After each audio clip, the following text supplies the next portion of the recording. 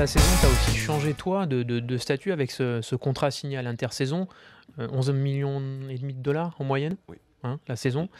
On a senti que c'était compliqué au départ ou pas, de ton côté, avec ce statut? Parce que du coup, il y a beaucoup d'investissements sur toi, donc les fans t'attendent plus, on regarde plus tes stats, et on te critique, j'imagine, beaucoup plus si tu passes au travers maintenant. Mais justement, en fait, on m'a tellement dit, ouais, ça va te faire plus de pression que ce contrat-là. Au contraire, ça m'en a enlevé.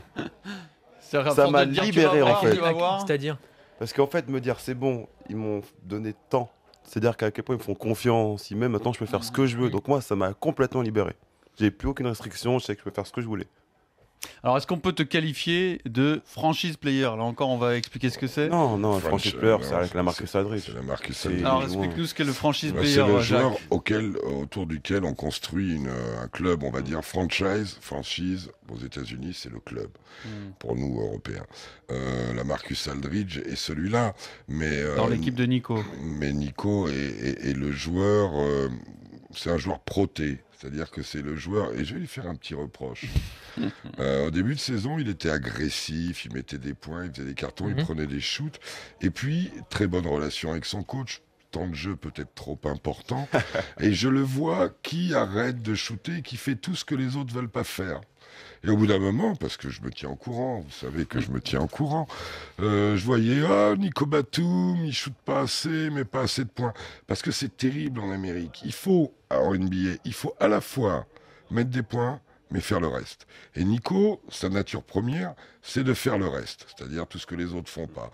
Des passes, assurer un repli défensif, défendre, prendre les rebonds, se sacrifier sur un déplacement. Il y a plein de choses au basket. C'est un sport passionnant.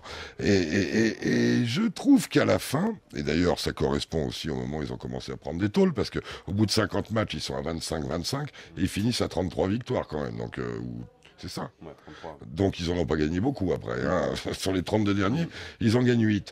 Ça fait 1 sur 4. Et Bien. Ça m'a chafouiné. Oui, j'ai assez de doigts pour compter ça.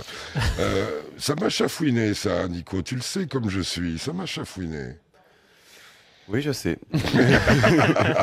Non, je sais, c'est vrai qu'on m'a commencé à en parler, surtout quand j'ai commencé à me blesser au poignet mi-janvier. Ouais. Ça m'a pas là, surtout gêné au niveau du tir. Et c'est vrai qu'on a commencé à baisser, à faire à ce niveau-là, en fait. Ouais. C'est un peu le baromètre de l'équipe, en fait. Bah, c'est ce qu'on me dit, en fait. On m'a dit, c'est vraiment le baromètre. Si je joue bien, on joue bien, en fait. Ce qu'on m'a dit, c'est Aldridge et Lillard feront leur truc, mais si moi, je sais pas mon truc, on perd. Et Enfin, c'est le des gourmands. coach me dit ça à chaque match. Les mais- deux autres, c'est des gourmands. Mm. Aldridge, Lillard, c'est des gourmands, ils shootent les mecs. On a même parlé dans cette émission, enfin, dans le Même Tipeee J.J. Show. Jackson. Dans le Tipeee Show, on parlait de toi à un moment donné comme participant au All-Star Game. Est-ce qu'à un moment donné, ça t'est revenu aux oreilles de te dire que, avec tes stats de début de saison, tu pouvais prétendre à la distinction individuelle suprême de mi-saison aux États-Unis? On en a parlé, ouais. On en parlait parce que voilà, on était dans les top 7-8 à l'ouest. J'avais les stats montraient que j'étais le deuxième meilleur à mon poste derrière Kevin Durant. Petit joueur. Oui, voilà, il va être pas mal apparemment. Ouais. Il a un bel avenir devant lui. Donc voilà, on m'a répété à des grands spécialistes qui m'ont dit ça, des journalistes, des coachs qui m'ont dit que voilà, je pouvais.